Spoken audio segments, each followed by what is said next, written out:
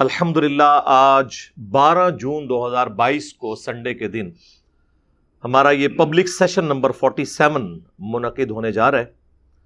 آپ کے سوالات یہ پرچیوں کی شکل میں میرے پاس آ چکے ہوئے ہیں، انہیں ڈسکس کرتے ہیں انشاءاللہ بعد میں۔ پہلے اس ویک میں ایک کرنٹ ایشو کے طور پر ایک ورلڈ لیول کے اوپر ایشو سامنے آیا ہے، اور ایشو تو تھوڑا سا پرانا تھا لیکن اب اسے ہوا ملی ہے۔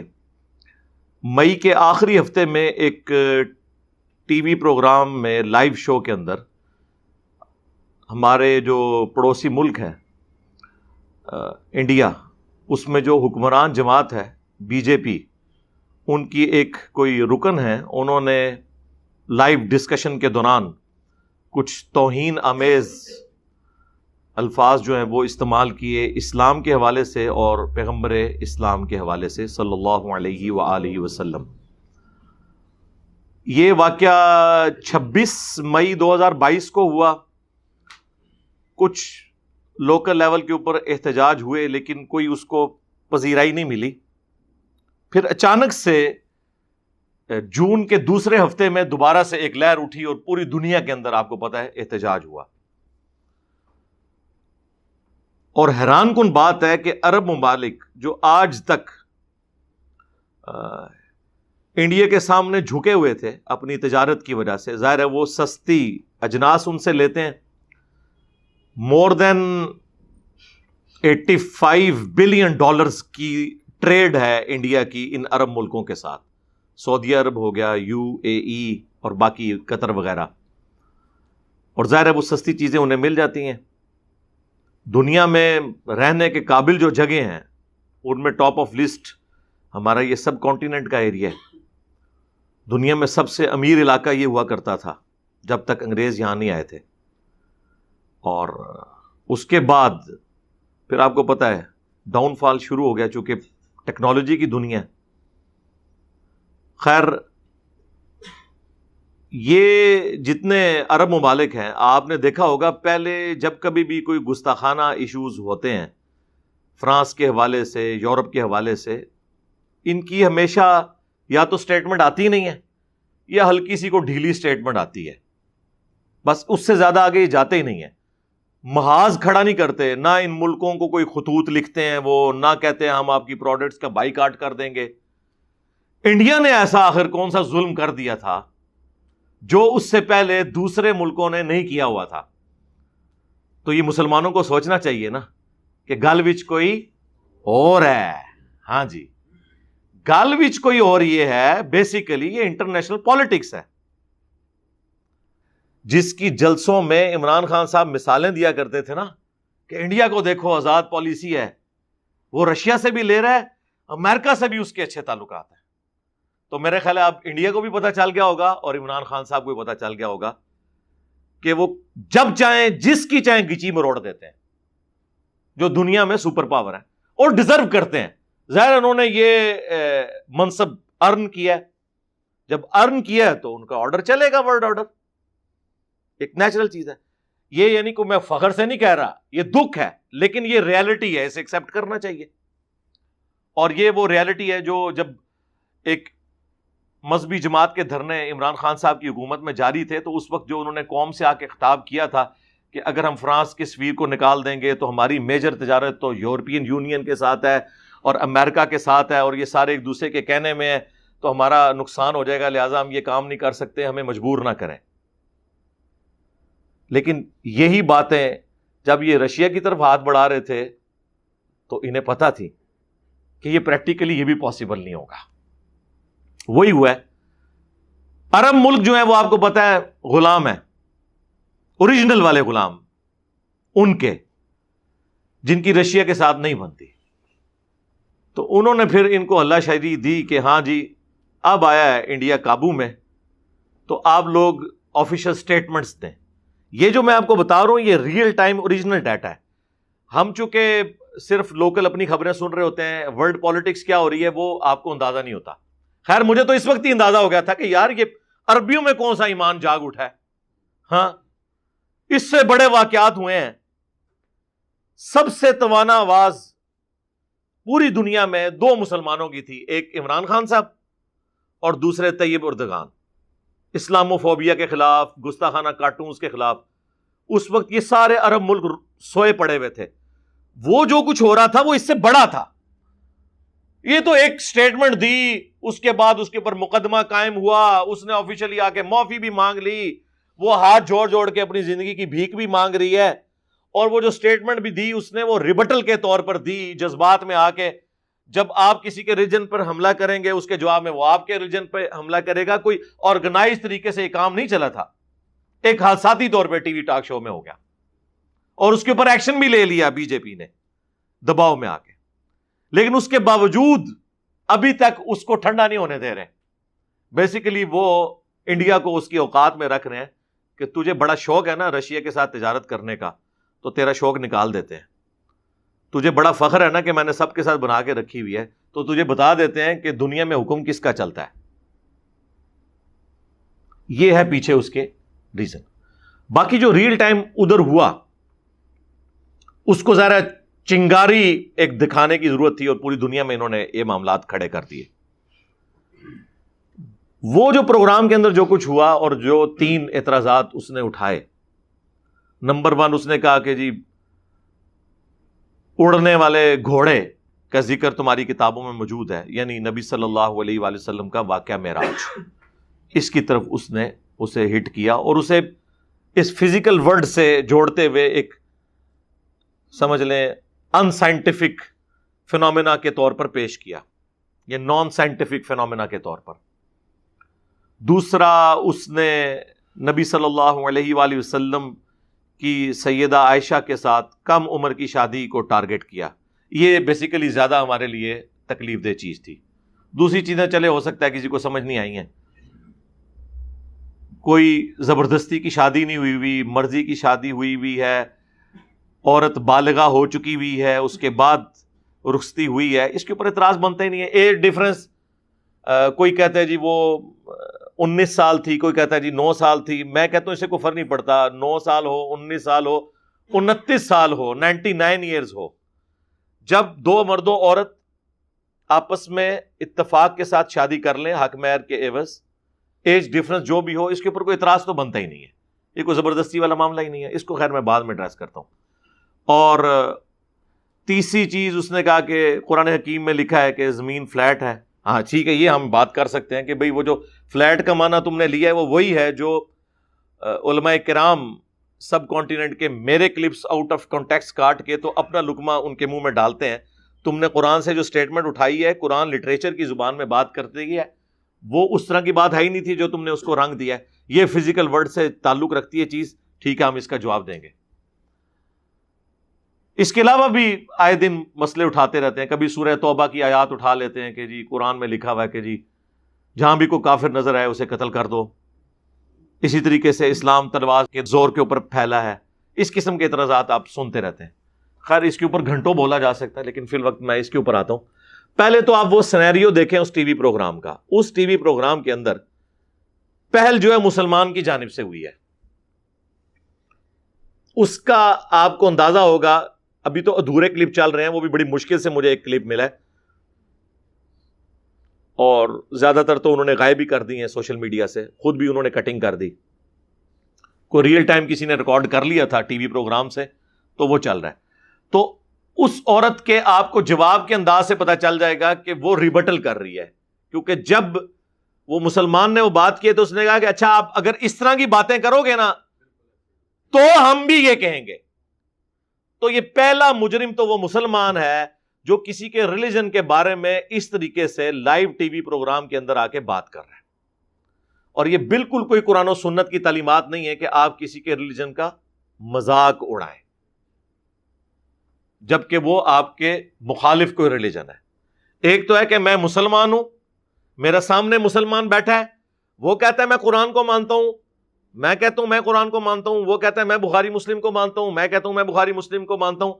اب میں اسے قرآن سے پڑھ کے سنا رہا ہوں ایاک نعبد و ایاک نستعین، اور وہ آگے سے پڑھ کے سنا رہا ہے سن فریاد پیراں دیا پیرا میری فریاد تو سنی کان تھار کے ہو.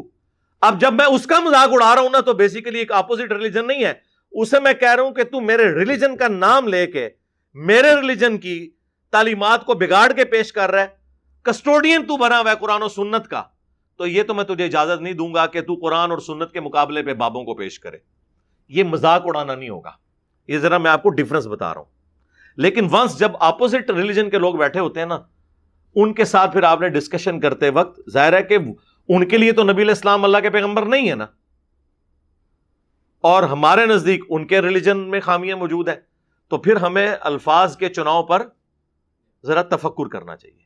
اور یہ قرآن حکیم کی تعلیمات ہیں. سورۃ الانعام میں اللہ تعالیٰ نے پارہ نمبر آپ 7 میں آ جائیں، پارہ نمبر 7 کی آخری صفحے کے اوپر سورۃ الانعام کی آیت نمبر 108 ہے.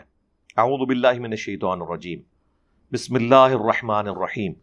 وَلَا تَسُبُّوا الَّذِينَ يَدْعُونَ مِن دُونِ اللَّهِ، مت گالی دو، مت برا کہو ان ہستیوں کو جن کو یہ اللہ کے سوا پکارتے ہیں. یعنی اب یہ اسپیسیفکلی مشرکین عرب کے حوالے سے یہ بات ہو رہی ہے کہ یہ جن ہستیوں کو اللہ کے سوا اپنا معبود، مشکل کشا، حاجت روا مانے ہوئے ہیں، انہیں گالی مت دو.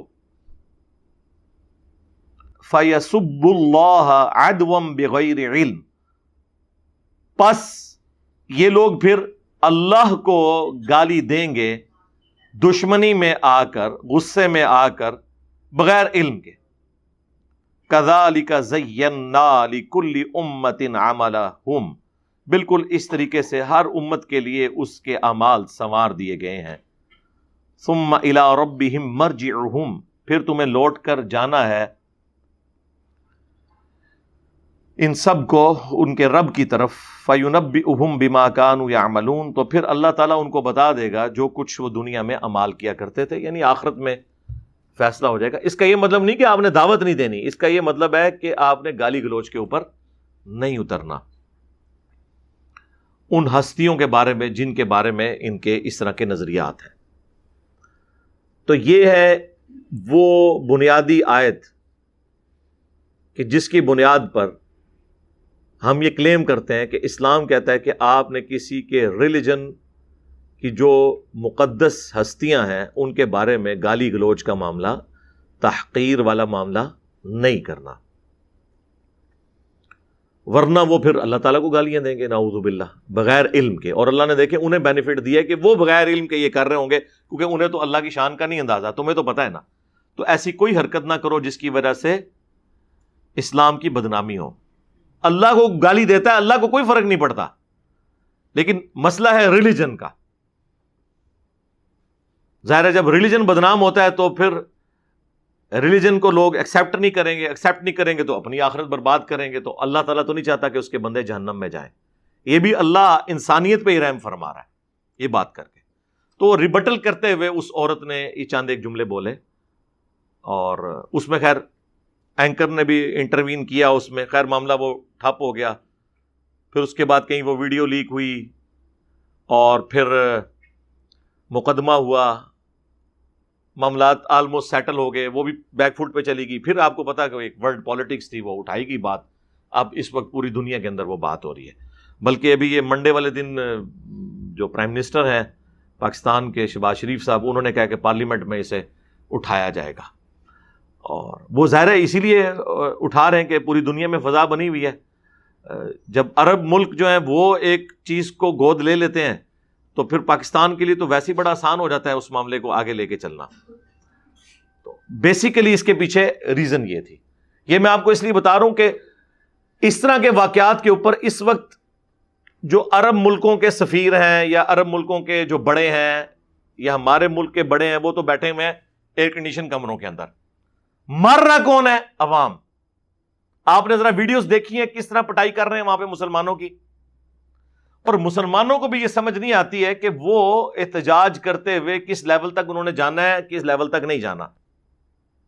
جبکہ اتنی کھر دماغ قسم کی حکومت بیٹھی ہوئی ہو، ایک مینٹل قسم کا انسان مودی جو ایک کٹر قسم کا، آرتھوڈاکس قسم کا آپ کہہ لیں یا فنڈامنٹلسٹ قسم کا ہندو ہے، اس سے آپ ایکسپیکٹ کریں گے کہ وہ مسلمانوں کے ساتھ کوئی اچھا سلوک کرے گا وہ تو پہلے ہی بہانے ڈھونڈ رہا ہے، اس کا تو پورا ٹریک ریکارڈ جو ہے وہ اینٹی مسلم ہے. اور آپ دیکھیں وہ کس طرح پولیس والے جو ہیں وہ پٹائی کر رہے ہیں لوگوں کی اور پکڑ پکڑ کے انہیں جیلوں میں ڈال رہے ہیں. اور ہمارے ملک میں بھی خیر اس دفعہ تو بڑے آرگنائز سے احتجاج ہوئے ہیں، شکر ہے کہ کوئی بینک نہیں لوٹا گیا، کسی کی گاڑی کا شیشہ نہیں ٹوٹا، ورنہ غلامی رسول میں موت بھی قبول ہے تیری، ہاں میری نہیں، تیری، اور اے مسلمان تیری املاک. کیونکہ فرانس تک تو ہم پہنچ نہیں سکتے، انڈیا تک تو ہم پہنچ نہیں سکتے، تو جو ادھر ہیں مسلمان ان کے اوپر اپنی روح راضی کریں گے. دنیا میں کوئی مسئلہ اٹھتا ہے نا سب سے پہلے مصیبت پڑ جاتی ہے پاکستانیوں کو اور پاکستان کے مسلمانوں کو، اس طرح کے مذہبی رویوں کے ہاتھوں. ہم تو ہمیشہ اس طرح کی نان اسٹیٹ ایکٹیویٹیز کے خلاف بولتے ہیں کہ آرگنائز طریقے سے بہرحال اس دفعہ جو ہوا ہے نا اللہ کا شکر ہے، مجھے لگتا ہے کہ ساری مذہبی جماعتوں کے ڈنگ نکال دیے اسٹیبلشمنٹ نے، تو بڑے آرگنائز طریقے سے بڑے مہذب انداز میں احتجاج ہو رہے ہیں جس طرح کے ہونا چاہیے تھا. اب آپ نے دیکھا کہ وہ والے معاملات نہیں ہوئے جس طرح پہلے. آپ ذرا امیجن کریں نا، یہ تو سمجھ لیں روزی روٹی کھل گئی تھی پاکستان میں مولویوں کی اس واقعے کے بعد. فرانس تو اتنی دور ہے، جب پڑوسی ملک میں ہو اور وہ پڑوسی ملک وہ جس کے خلاف ہماری ڈکلیئرڈ پالیسیز ہیں، پوری فوج کا آئین جو ہے اور ان کے حلف نامے جو ہیں وہ اس ملک کے اگینسٹ ہیں اور ان کے ہمارے اگینسٹ ہیں. یہاں تو ہر اعتبار سے حالات سازگار تھے کہ یہ 100 ٹائمز بڑا احتجاج ہوتا. یعنی اگر فرانس کے خلاف احتجاج میں 100 بینک لوٹے گئے تھے، ان کی اے ٹی ایم توڑی گئی تھی، تو یہ کم از کم 10,000 اے ٹی ایمز ٹوٹنی چاہیے تھی. وہاں پہ اگر 10,000 گاڑیوں کو آگ لگی تھی تو یہ 10 لاکھ کو لگنی چاہیے تھی. لیکن اللہ کا شکر ہے کہ بڑے مہذب انداز کے اندر احتجاج ہوا ہے. لیکن افسوس کی بات ہے یہ جتنے اعتراضات وہ اٹھا رہے ہیں ہندو، اس کا جواب دینے کے لیے بھی کوئی مسلمان مجاہد سامنے آیا ہے کوئی علمی طریقے سے ان چیزوں کو ایڈریس کرے کہ ہاں جی یہ جو آپ نے اعتراض اٹھایا یہ اس طرح نہیں، یہ یوں ہے، یہ بات جو آپ نے یوں سمجھی ہے یہ یوں نہیں، یہ یوں ہے. ایک کام کو نہیں نہ گلوڑے. یہ ایک دوسرے کے خلاف کلپ بنا سکتے ہیں، ایک دوسرے کو گالیاں دے سکتے ہیں، علمی طریقے سے جو کافروں کے اٹھائے ہوئے اعتراضات ہیں ان کے جوابات نہیں دے سکتے. اس کی وجہ سے اب آپ دیکھیں کہ سوشل میڈیا کے اوپر اب اس وقت وہ گستاخی تو اپنی جگہ ڈسکس ہو رہی ہے. جو پڑھا لکھا طبقہ ہے نا وہ پتہ کیا ڈسکس کر رہا ہے کہ جی یہ کیا واقعی قرآن میں لکھا ہوا ہے زمین فلیٹ ہے؟ وہ تو یہ سوچ رہے ہیں. پھر وہ جب قرآن کی آیات کھول کے پڑھیں گے اور آگے سے ترجمے میں تفصیلات نہیں لکھی ہوئی ہوں گی، الٹا اعلیٰ حضرت کی کتاب ہوگی کہ زمین ساکن ہے. ہاں، اور عرب ملکوں کے مفتیوں کے فتوے ہوں گے کہ جو یہ کہے کہ زمین ساکن نہیں ہے وہ مسلمان ہی نہیں ہے. اس قسم کی باتیں آپ کریں گے. یہ پرانے فتوے ہیں ان کے رکھے ہوئے گوگل کے اوپر آپ کو مل جائیں گے. تو پھر ظاہر ہے کہ مسلمانوں کے لیے ایک مصیبت کھڑی ہو جائے گی نا کہ یار یہ کیا باتیں ہو رہی ہیں. اب لوگوں نے تو نہیں ہے آپ کی کہانیوں کے اوپر یقین کرنا. میں اس کے اوپر پہلے بھی کافی دفعہ بول چکا ہوں. زمین ساکن ہے میری ویڈیو آپ دیکھ لیں، قرآن ورسز ماڈرن سائنس وہ آپ میری ویڈیو دیکھ لیں، اور کافی ساری اس حوالے سے ویڈیوز ہیں جس میں نے اوورال مقدمہ کلیئر کیا ہے. اب یہ چونکہ ایک اسپیسیفکلی ایک چیز آئی ہے تو اس کو میں ضرور ایڈریس کر دیتا ہوں. سورۃ الغاشیہ، سورت نمبر 88 آیت نمبر 20. وَإِلَى الْأَرْضِ كَيْفَ سُطِحَتْ. جو اللہ تعالیٰ نے جو عرب کے لوگ، چونکہ ان کی آبزرویشن یہی ہوتی تھی نا، ریگستان میں جب آپ جا رہے ہوں تو آپ کو کیا نظر آتا ہے؟ ایک اونٹ ہے جس پہ آپ بیٹھے ہوئے ہیں، ریگستان ہے جس میں آپ سفر کر رہے ہیں، یا دور دور آپ کو جو پہاڑ نظر آ رہے ہیں نا. یہ عرب کی جو کامن آبزرویشن تھی نا فزیکل فینومینا آف نیچر کی، تو اللہ تعالیٰ نے اس کی طرف توجہ دلا کر تو اپنا تعارف کروایا. افلا ينظرون الى الابل كيف خلقت. کیا انہوں نے نہیں دیکھا کہ ہم نے اونٹ کو کیسا تخلیق کیا ہے؟ یونیک جانور ہے جی اونٹ. 1 مہینے تک بغیر پانی پیے ٹریول کر سکتا ہے، پانی سٹور کر لیتا ہے اپنے اندر. ریگستان کا جہاز کہا جاتا ہے اسے. یہ ڈیزائن ہے ریگستان میں سفر کرنے کے لیے. گھوڑے تو مر جائیں، وہ تو سفر کر ہی نہیں سکتے، بغیر پانی کے کیسے سفر کریں گے؟ پھر اس کے پاؤں ایسے ڈیزائن ہوئے میں، سخت جانور ہے. وَإِلَى السَّمَاءِ كَيْفَ رُفِعَتْ، اور آسمان کی طرف دیکھا کہ کیسا اس کو بلند کیا. وَإِلَى الْجِبَالِ كَيْفَ نُصِبَتْ، اور پہاڑوں کی طرف دیکھا کیسے گاڑے ہیں اللہ نے زمین میں. یہی وہ آبزرویشن ہے نا، آسمان، زمین، پہاڑ، اونٹ، یہ 4 آبزرویشن تھی ان کی. وَإِلَى الْأَرْضِ كَيْفَ سُطِحَتْ، یہ وہ آیت نمبر 20 جو بی جے پی کی وہ جو خاتون تھی، انہوں نے یہ کہا کہ جی وہ 88-20 انہوں نے یہ بولا تھا، یعنی چیپٹر نمبر 88 سورۃ الغاشیہ آیت نمبر 20. اور زمین کی طرف دیکھا کہ ہم نے اسے کیسا بچھونا بنایا. اس سے انہوں نے یہ پلی لی کہ زمین فلیٹ ہے. یہ تو اسی طریقے سے ہے کہ میں آج کے اس ماڈرن دور میں جتنی سڑکیں بنتی ہیں، موٹر وے یا ایون جہازوں کے رن وے بن رہے ہوتے ہیں، تو اس کو فلیٹ بنایا جاتا ہے. اور اگر کوئی گورنمنٹ اناؤنسمنٹ کرے کہ جی یہ ہماری موٹر وے بالکل فلیٹ ہے تھرو آؤٹ اپنے سفر کے، تو آپ یہ کہیں گے کہ زمین تو گول ہے، اس نے فلیٹ کہہ دیا.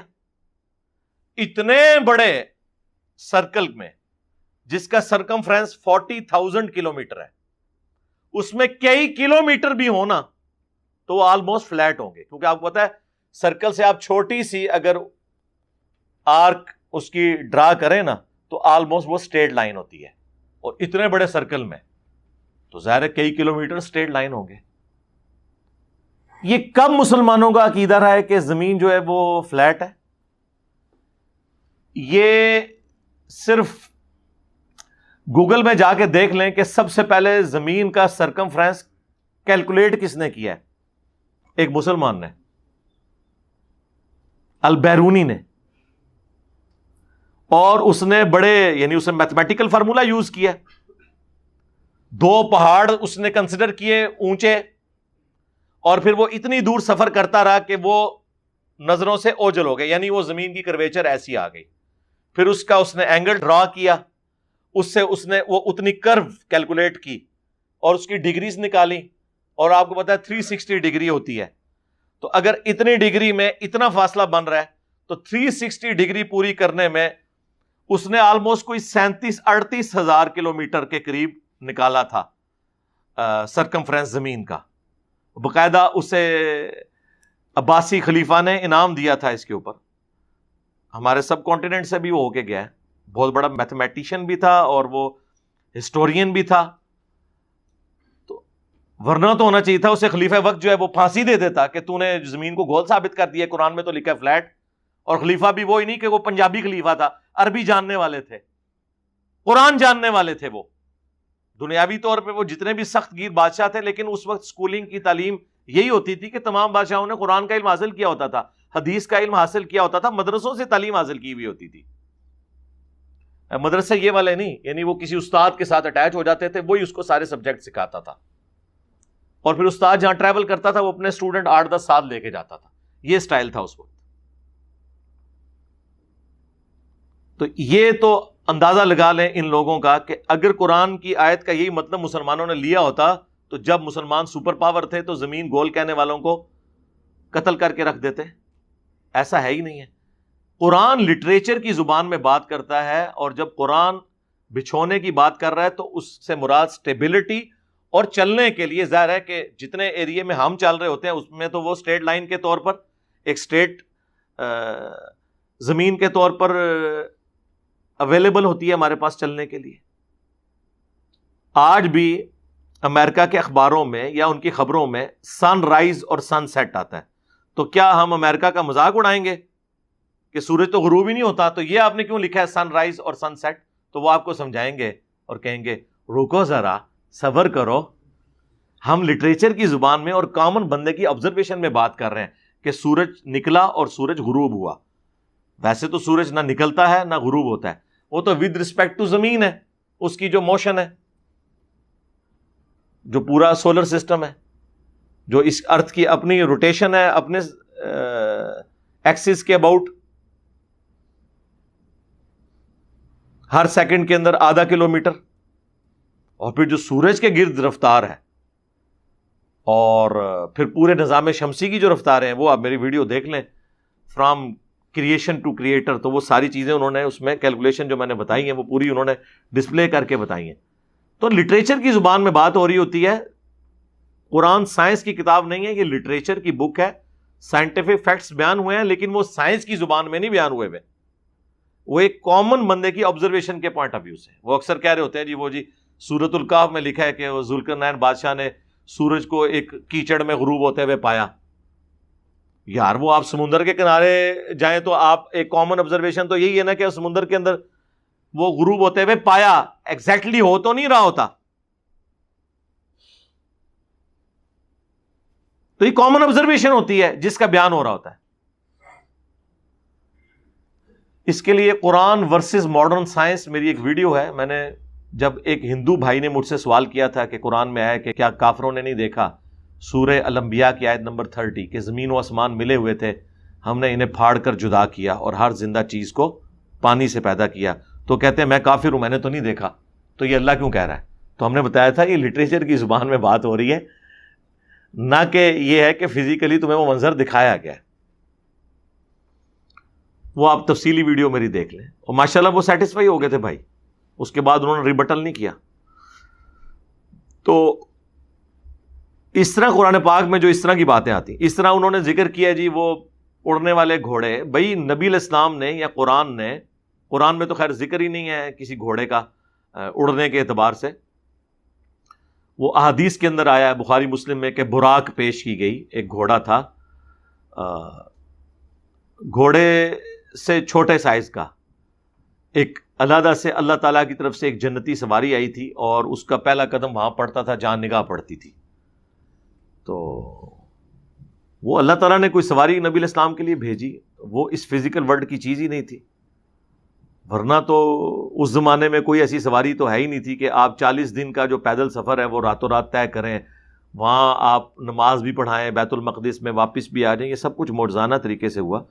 اس کا تعلق اس فزیکل ورلڈ کے ساتھ نہیں ہے. یہ ایمان بالغیب سے تعلق رکھتی ہیں چیزیں، اور یہ ان کے لیے ہوں گی جو پہلے ایگزسٹنس آف گاڈ کو مانیں گے، اس کے بعد آگے معاملات چلیں گے. اس کا مقدمہ یہ نہیں ڈسکس ہوگا کہ ہم نے یہ ثابت کرنا ہے. ہم نے نہیں کوئی ثابت کرنا، نہ ہمیں ضرورت ہے ثابت کرنے کی. ہم نے خدا کی ایگزسٹنس کے اوپر بات کرنی ہے کہ یہ کریشن کسی نے بنائی ہے یا خود بن گئی ہے. کیا یہ کسی کا ڈیزائن ہے یا یہ ایٹ رینڈم سارے معاملات چل رہے ہیں؟ زمین کا سورج سے فاصلہ، یہ جو فائن ٹیوننگ ہے کسی کے رکھنے کے اوپر ہے یہ خود بخود ہے کہ وہ اس زمین کو رہنے کے قابل بنایا گیا. تھوڑی سی دور ہو جائے یا تھوڑی سی قریب ہو جائے تو کوئی زی روح اس کے اوپر زندہ نہیں رہ سکتا. پھر یہاں پہ آکسیجن کی مقدار جو رکھی گئی ہے، یہ ملینز آف فائن ٹیوننگز ہیں اس پلانٹ ارتھ پہ زندگی کو قائم رکھنے کے لیے. اور سائنٹسٹ کہتے ہیں کہ اتنی فائن ٹیوننگ ہے کہ ایک اگر بال پوائنٹ کو یا ایک پینسل کو اس کی نوک کے اوپر کھڑا کر دیا جائے، یہ کھڑی ہو سکتی ہے؟ مجھے بتائیں کتنا بیلنس چاہیے. اور 1 ارب سال تک 1 بلین ایئرز تک یہ کھڑی رہے، اس سے زیادہ بیلنس ہے اس کائنات کے اندر. جو ذرا سا بھی ڈسٹرب ہو جائے تو ہر چیز درم برم ہو جائے. تو یہ اتنے بڑے بڑے معجزات آپ دیکھ رہے ہیں. میں کہتا ہوں جی کسی ایسے گھوڑے پہ سواری کرنا جو اڑتا ہے یہ چھوٹا معجزہ ہے، اور انڈے میں سے چوزا نکلنا یہ بڑا معجزہ ہے، اور بیج میں سے 6 ارب گنا بڑا درخت نکلنا یہ اس سے بڑا معجزہ ہے. لیکن یہ وہ فزیکل فینامنا ہے جس کے ہم عادی ہو چکے ہیں، اس لیے ہمیں یہ معجزہ فیل نہیں ہوتا. وہ تو بہت چھوٹی چیز ہے لیکن اس کے ہم عادی ہیں، اس کے عادی نہیں ہے تو ہم اس کا مذاق اڑا لیں گے. تو جو اللہ اتنے بڑے بڑے کام کر رہا ہے اس کے لیے کوئی مشکل ہے؟ جس اللہ نے روشنی کو یہ رفتار دی ہے کہ 1 سیکنڈ میں 3 لاکھ کلومیٹر یا 1,86,000 میل وہ سفر کرتی ہے، 1 سیکنڈ میں روشنی پوری زمین کے 7 چکر کاٹ سکتی ہے، جس کا سرکمفرنس 40,000 کلومیٹر ہے. 40,000 کلومیٹر زمین کا سرکمفرنس ہے. 1 سیکنڈ میں روشنی 7 چکر اس کے کاٹ لے گی. اس اللہ کے لیے ایک نورانی سواری ارینج کرنا جس میں نبی علیہ السلام ایک رات میں خانہ کعبہ شریف سے بیت المقدس کا سفر اختیار کر لیں اور واپس آ جائیں. اب تو خیر ہم بھی کر سکتے ہیں، انسانوں نے ایسے جہاز بنا لیے ہیں جو ایک دن میں یہ ٹریولنگ کر سکتے ہیں ایک رات کے اندر، تو اس اللہ کے لیے کوئی مشکل ہے؟ تو یہ ساری چیزیں ہم فزیکل ورلڈ سے نہیں بتا رہے ہوتے، حالانکہ آج فزیکل ورلڈ میں بھی یہ چیز ممکن ہو گئی ہے، ہم اسے نبی علیہ السلام کے معجزے کے طور پر اور خدا کے پلان کا حصہ سمجھتے ہیں۔ ہاں، جو زمین فلیٹ کی آپ نے بات کی وہ ایک فزیکل ورلڈ سے تعلق رکھتی تھی چیز، وہ میں نے آپ کو بتا دی کہ وہ لٹریچر کی زبان میں بات ہو رہی ہے، ایسا بالکل نہیں ہے۔ اب رہ گیا سیدہ عائشہ والا معاملہ، وہ بھی فزیکل ورلڈ کی چیز ہے، تو یہ بتائیں کہ کہاں مسلمانوں کی کتابوں میں یہ لکھا ہے کہ سیدہ عائشہ بالغہ نہیں تھی اس وقت؟ جب وہ بالغہ ہو گئیں، چاہے وہ 9 سال کی عمر ہو یا 19 سال کی عمر ہو، یہ بحثیں علیحدہ ہیں، اس کو چھوڑ دیں، ان بحثوں کا کوئی اس سے تعلق ہی نہیں ہے۔ میڈیکلی آج بھی 9 سال کی عورت کا بالغہ ہونا ثابت ہے، لیکن لاکھوں میں کوئی ایک، اور ہم مانتے ہیں کہ ہماری ماں لاکھوں نہیں اربوں میں ایک تھی، جس کو اللہ نے ڈیوٹی سونپی کہ اس نے نبی علیہ السلام کی آئلی زندگی کو ٹرانسفر کرنا تھا، اور حضور کی وفات کے بعد 47 سال تک بغیر اولاد کے، بغیر خاوند کے زندگی گزارنی تھی، اور امت تک نبی علیہ السلام کی آئلی زندگی کو ٹرانسفر کرنا تھا۔ سیدہ عائشہ سلام اللہ علیہا، تو وہ اسپیشل خاتون ہی تھی، بالکل اسپیشل تھی، میڈیکلی بھی اسپیشل تھی اور ہمارے لیے ویسے ہی اسپیشل تھی۔ تو یہ ویسے چھوڑ دیں، اور شادی ہوئی ہے، آپ کو اس سے کیا لینا دینا ہے؟ پھر کہتے ہیں جی آپ اپنی بچی دیں گے، جی دنیا میں کون بدبخت ہوگا جسے یہ پتا ہو کہ یہ شخص اللہ کا نمائندہ ہے دنیا میں، اور وہ اپنی بیٹی اسے دینے کے لیے تیار نہ ہو جائے، اور اس بیٹی نے امت کی ماں بننا ہو اور جنت میں رسول اللہ کی بیوی بننا ہو۔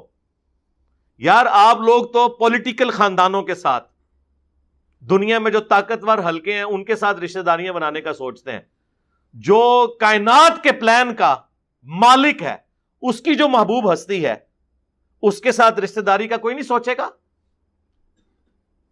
سیدنا عمر نے ویسے ہی مولا علی سے ان کی بچی کا رشتہ مانگ لیا تھا، انہیں کیا جنت کی بشارت نہیں ملی ہوئی تھی؟ لیکن انہوں نے کہا کہ میری خواہش ہے کہ میری رسول اللہ کے خاندان کے ساتھ رشتہ داری ہو جائے، اور پھر سیدنا علی نے اپنی بیٹی کا نکاح ان سے کیا۔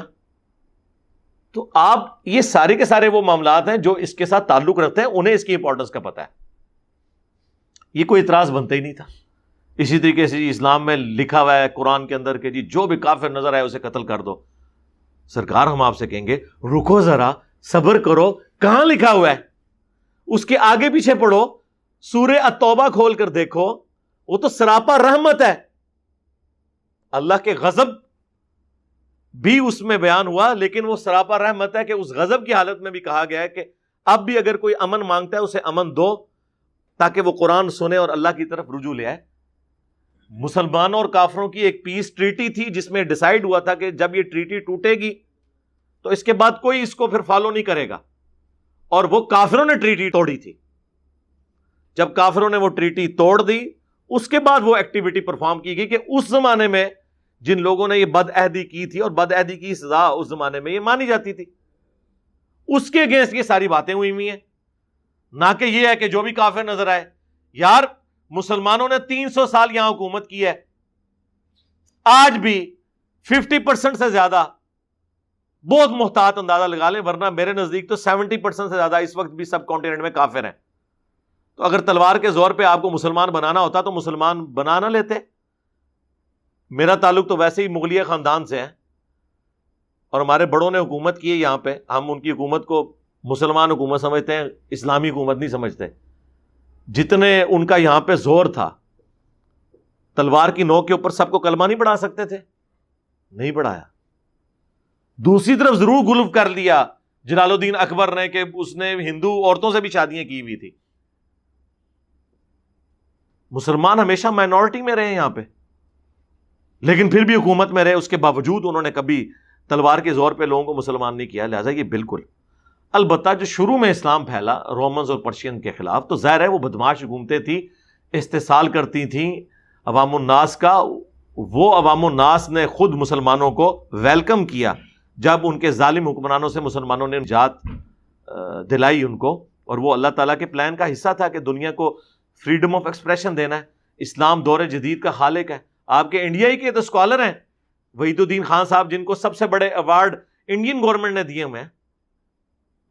اور جو آپ کے پرائم منسٹر مودی ہیں وہ تو بڑی عزت کرتے ہیں ان کی. پچھلے دنوں جو کورونا میں فوت ہوئے ہیں 90+ ایج کے اندر, ان کی آپ کتاب پڑھ لیں, چھوٹی سی کتاب ہے, اسلام دور جدید کا خالق, کہ اس دور جدید میں فریڈم آف ایکسپریشن اسلام نے دیا ہے. پہلے جو بادشاہ کا دین ہوتا تھا وہی رعایا کا دین ہوتا تھا. اسلام نے پہلی دفعہ یہ اجازت دی کہ رعایا اور بادشاہ کا دین مختلف ہو سکتا ہے, ورنہ رومنز جب تک بت پرست تھے پوری رومن امپائر بت پرست تھی. جب کانسٹنٹائن 2 نے کرسچینٹی اڈاپٹ کر لی, یا اس زمانے کا آپ کہہ لیں وہ اسلام تھا, تو پوری رعایا جو ہے اس کو اسلام قبول کرنا پڑا, کرسچینٹی قبول کرنی پڑی. لیکن کیا سیدنا عمر نے جب پرشین اور رومن امپائر گرائی ہے تو کیا انہیں تلوار کی زور کے اوپر کہا کہ مسلمان ہو جاؤ؟ آج بھی 1.5 کروڑ عربی ایسے ہیں جو بائی برتھ کرسچن ہیں. 1.5 کروڑ, 150 لاکھ, 15 ملین. ورنہ عرب ملکوں میں تو کوئی نہیں بچنا چاہیے تھا. اور ان 1400 سالوں میں عرب میں کبھی غیر مسلم کی حکومت نہیں رہی ہے, ایٹ لیسٹ حرمین کی سرزمین کے اوپر. ایون جن زمانوں میں تاتاریوں کا زور تھا اس زمانے میں بھی اللہ تعالیٰ نے اسپیشل پروٹیکشن کی ہے عرب ملک کی, اور وہاں پہ ان کا فتنہ نہیں پہنچ سکا منگولوں کا. لیکن اس زمانے میں کیا کسی نے سوچا ہوگا کہ بعد میں اسلام کے سب سے بڑے مجاہد ہی منگول بن جائیں گے؟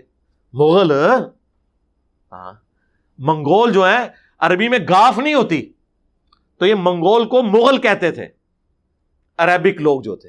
یہ مغل لفظ عربیوں نے دیا ان کو, تو وہ اس کی جگہ غین لگا دی, منگول مغل. تو دیکھ لیں اللہ تعالیٰ نے چن لیا, وہ اللہ کی مرضی ہے جسے چن لے. کعبے کو مل گئے پاسباں صنم خانے سے, اس وقت بھی ملے, آج بھی ملے. آج الحمدللہ اسلام کا لیڈنگ پلیٹ فارم ہمارا یہ پلیٹ فارم ہے. وہ تو اللہ کی مرضی ہے کہ کسی کو کہاں سے اٹھا کے اور کہاں پہ بٹھا دے, یہ اس کی مرضی ہے. تو خدا کے لیے اس چیز کو سمجھیں, اسلام تلوار کے زور پہ نہیں. انیشلی بدماشوں کو اکھاڑنے کے لیے تلوار کی ضرورت پڑی, لیکن وہ اخلاق سے ہی پھر پھیلا. یہاں تک کہ یہ ہماری کتاب میں لکھا ہے, لا اکراہ فی الدین قد تبین الرشد من الغی. دین قبول کرنے کے حوالے سے کوئی جبر نہیں ہے. اللہ تعالیٰ نے ہدایت کو گمراہی سے الگ کر کے واضح کر دیا. اب جس کی مرضی ہے قبول کر لے, جس کی مرضی قبول نہ کرے. لیکن ونس جب قبول کرے گا پھر اللہ تعالیٰ کی طرف سے اس کے اوپر اوبلیگیشنز ہیں کہ اس نے 5 وقت نماز پڑھنی ہے, زکوٰۃ دینی ہے, استطاعت ہو تو اللہ کی راہ میں حج کرنا ہے, اور سال میں 1 دفعہ رمضان کے مہینے کے روزے رکھنے ہیں. یہ وہ 5 چیزیں جو بخاری مسلم میں ہے کہ اسلام کی بنیاد ہے. کلمہ اور اس کے بعد یہ 4 اعمال, نماز, زکوٰۃ, حج اور رمضان کے روزے. لیکن یہ اس کے لیے ہے جو مسلمان ہو جائے. جو مسلمان نہیں ہوا, کافر مرنا چاہتا ہے, اس کی مرضی ہے, مر جائے. آخرت میں پھر اللہ تعالیٰ کا ڈیوائن جو قانون ہے وہ اس کے اوپر لگے گا. دنیا میں چرچ بنانے کی اجازت بھی ہے, مندر بنانے کی اجازت بھی ہے, گردوارے بنانے کی اجازت بھی ہے, اور مساجد بھی بنے. آپ کو مذہبی آزادی ہے. الٹا مسلمانوں کو یہ حکم دیا گیا کہ آپ نے جو ٹیکس لیتے ہیں کافروں سے, وہ خیر مسلمان بھی دے رہے ہوتے ہیں زکوٰۃ کی شکل میں, اب تو خیر زکوٰۃ سے بڑھ کے دے رہے ہیں. اس کے اگینسٹ جزیہ کافروں سے لیا جاتا تھا, لیکن اس کے اگینسٹ ان کی حفاظت کی جاتی تھی. حتیٰ کہ صحیح بخاری میں حدیث ہے, جس نے کسی ذمی کافر کو قتل کیا وہ جنت کی خوشبو بھی نہیں پائے گا, حالانکہ جنت کی خوشبو 40 سال کی مسافت سے آ رہی ہوگی. یعنی قیامت کا دن جو قرآن میں ہے 50,000 سال کا دن ہے, اس میں آخری 40 سال جب رہ جائیں گے تو جنت کی خوشبو آنا شروع ہو جائے گی. لیکن اس مسلمان کو جنت کی خوشبو بھی نہیں آئے گی جس نے کسی کافر کو ناحق قتل کیا, جو مسلمان ریاست کے اندر ٹیکس دے کر رہ رہا تھا. اسلام تو انسانیت کی اتنی قدر کرتا ہے. یہ تو قرآن میں آیت ہے نا, آیت نمبر 32 سورۃ المائدہ کی, کہ جس نے ایک جان کو بچایا اس نے پوری انسانیت کو بچا لیا, اور جس نے ایک جان کو ناحق قتل کیا گویا اس نے پوری انسانیت کو قتل کیا. تو اسلام کی تعلیمات ہے. تو اس قسم کی جو چیزیں وہ مشہور کر دیتے ہیں اور خام خواہ بدنام کرنے کی کوشش کرتے ہیں. تو مسلمانوں کا ایٹیچیوڈ یہ ہونا چاہیے کہ بجائے گالی گلوچ کرنے کے اور ان کے جھوٹے خداؤں کو گالیاں دینے کے علمی طریقے سے اپنا مقدمہ ان کے سامنے رکھیں. اس پہ خیر گھنٹوں بولا جا سکتا ہے، لیکن میں بس چونکہ ایک کرنٹ افیئر کے طور پہ ایک چیز چل رہی تھی، اور جو چیز ایک کرنٹ افیئر کے طور پہ ہوتی ہے میں اسے ضرور اپنے جو ویکلی پبلک سیشن ہے اس میں ٹیک اپ کرتا ہوں. صلو علی محمد و آل محمد، اللہم صلی علی محمد وعلی آل محمد و اصحاب محمد اجمعین الی یوم الدین، آمین.